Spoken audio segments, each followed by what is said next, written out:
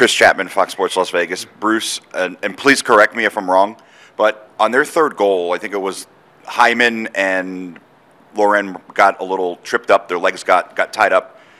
And it, from my perspective, it looked like you guys were taking a good hard look at if there was maybe goaltender interference or not. Is that something that you have to be a little more sure of if you're going to challenge because of how dangerous their power play is? Yeah, 100%. Especially in that situation, they're tying the game up now. If you're wrong, opportunity to get the lead. They've got some momentum. So we looked at it a few times, and Haig's stick is in there too, right? And he catches his skate blade and I think gets it up. So if Hyman had stayed in the crease, I think we'd have a better argument. He works his way out. Obviously wins the loose puck battle, so we just felt it wasn't one we were going to win. I'm not saying it wouldn't have went that way. None of us were kind of pounding the table for it. It starts with our video coach typically. He's looking at all of those, the black and white ones. Offsides are easy. The goalie interference is more judgmental, right? Subjective. So he didn't feel there was enough there. I didn't feel there was enough there. Ryan Craig's looking at the monitor, so that's the direction we went. Vince Sapienza, Fox 5. Looking at the tape now, does anything else jump out at you that maybe at first blush you didn't? We're still starting to go through it, to be honest with you. We're off today, so there's nothing I can tell you right now that's different from last night, other than you know, this playoffs, right? You can start to see them target Mark Stone a little more than maybe they would in the regular season. We took an undisciplined penalty at the end of the second period. I think there was some undisciplined on Mark at times too. So at the end of the day, we'll have to keep an eye on that. We have to clean ours up. We cannot put them on power plays unless they're, you know, good penalties. And there's lists of good penalties: preventing a goal, sticking up for a teammate, certain things. And that one we have to make sure we're mindful of, because they're too dangerous, right? And maybe we'll get the call to go our way on some of their undisciplined stuff versus, you know, it was specifically Mark Stone yesterday.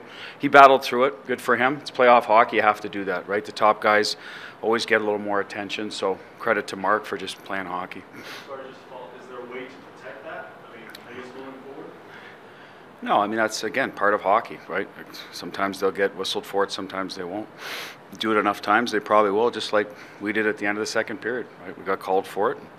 And then you got to go to work on the penalty kill. So that's part of hockey, and it's part of the beginning of a playoff series where that, as I said before, the temperature goes up, the hatred builds a little more. Hatred's a strong word, but, you know, at the end of the series, it's one of the best things in hockey. Guys go at each other toe to toe, and then they shake hands at the end. But you know, that's part of it, and the better players usually have to accept that and play through it. Jesse Granger with The Athletic. Last night, William Karlsson played 8 minutes against Draisaitl, and Draisaitl didn't score in those 8 minutes. Obviously, we talk about his details a lot, but was there anything that stuck out to you last night about his game? Well, he can skate over top of everybody, Carly, and he's smart. He takes good angles. He's not as big as Draisaitl nor McDavid, but he finds ways to check. And, you know, I'll compare Bergeron because I believe Carly's in that category of defensive centers. Bergie's not the biggest guy either, but he finds ways to get over top of people, get in the way, good stick, physical when he needs to. So Deneau is that way in LA. I don't know if he's as big as, say, a Kopitar, but it's hockey IQ, and it's their legs too, right? And that's what Carly's gift is his legs, and his hockey IQ allows him to cover a lot of ice. He has a good stick, and then the last part's commitment. You got to be willing to do it. There's lots of guys that can skate and are big that, you know, that just for whatever reason would rather play on the other side of the puck. And Carly's one of those guys that's always willing to play on the right side of the puck first. So it makes him special. Ben Goetz, Las Vegas Free Journal. You talked a lot about Ivan Barbashev's inside presence, you know, his net front ability, but his ability on the forecheck and ability to create turnovers. How much does that fit the way that you guys have wanted to play this postseason? Well, I mean, he is a complement to that style of hockey. There's no doubt. It's one of the reasons we discussed him. His name came up. I saw it firsthand years ago in the playoffs. Petro can speak to it a lot better than I can. He was his teammate. Krim knows the West better than I do, so our people have all seen him. So he became available. We thought would be a good fit. He's not a guy that you bring in. It's like, okay, we have to play him with this guy. We have to play him here. We have to give him this amount of minutes. He comes in as a complementary piece. He happens to be complimenting Jack Eichel for the most part in Marsh. It's worked out well, and good for him. I mean, he's a guy that you need this time of year. Those type of goals are valuable interior ice, and we've seen it with him. You know, Winnipeg series, you know, had a hand in the overtime, double overtime goal. Made a nice play in Game 1 to Carly, so he can still make the plays off the wall, but he got his goal going to the net. I think it was Game 4, so that's where he scored his goals, and you need those. Danny Webster, Las Vegas Sun, along those lines. Last 2 games since you moved Ivan up with Jack, what have you liked about that line particularly? I think the numbers. I like they got a couple goals last night. That helps. You know, listen. You know, we've moved pieces around for different reasons, obviously, and you always want to settle in on something. And as I said the other day, I like where we are right now with Will Carrier coming back in, so I don't anticipate having to move a lot of pieces around if we continue to play. Like, we've won 5 games in a row since we changed the lines, I think in Game 1 or 2. I can't remember exactly when. And Will comes in Game 4, so that helps solidify that line. But I like that Barbie can, you know, create pressure on the forecheck. He knows where to go if he's not F1, F2 to help him. That's his game. His best part of his game is creating havoc and turnovers and being physical if he needs to be.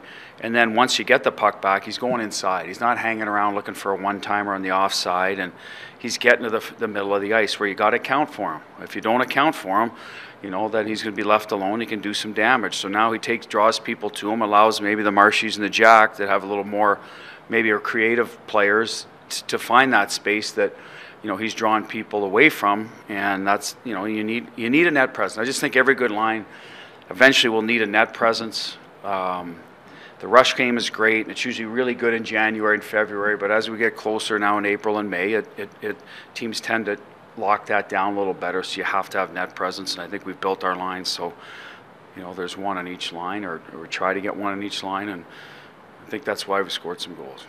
5-on-5. Ken Bolke, Cinnamon.Vegas. Beginning of the first period, you started your 4th line against Draisaitl. Second period, you did against Draisaitl and McDavid. Like, how helpful is that to know you don't have to run from that? Well, if they're going to load up that one line, I mean, we've said it all along. It's not going to be Jack or Stevie or, you know what I mean? I'm comfortable with them all, but they're used to that situation. So if they can be neutral against them, we feel our next 3 lines coming over the boards will have an advantage. Whether that's right or wrong or it plays out, we'll see. But it did last night, and that's from our point of view. They feel they have an advantage putting Draisaitl and McDavid together, and they're right. I mean, they're 2 of the best players, you know, and they're dynamic, so I get it. But we've got to try to counter it the best way possible. Sometimes we'll use Nick Waugh's line if they're fresh. They're used to starting in there. Sometimes we'll use whatever line is up and make sure that you know who's on the ice. And you know that's where we have to be good as a team, understanding who you're playing against in that particular shift. If they're together, you have to be above. You have to. And we got in trouble. They got in trouble on that 4th goal because Coley's going to the net, and he should try to score. That's the best way to counter a good line like that, is have the puck. And then I think Will Carrier and Nick are both coming in, and they look at each other, am I F3 or you F3, and all of a sudden the play's gone. And that's all it takes. So no mistake there. It was just a moment of hesitation, and they knew it right away. And they've acknowledged it all year. We're not going to be perfect, so I don't mind that matchup. I'm not going to do it for 15 minutes a night. I think that's too much to ask of any one person, and that's why we'll share it, because it is a demanding job.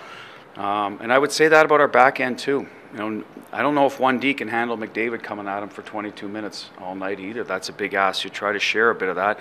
We have the luxury of doing that. That's why we can do it. And until we can't, that's probably how we're going to look at it.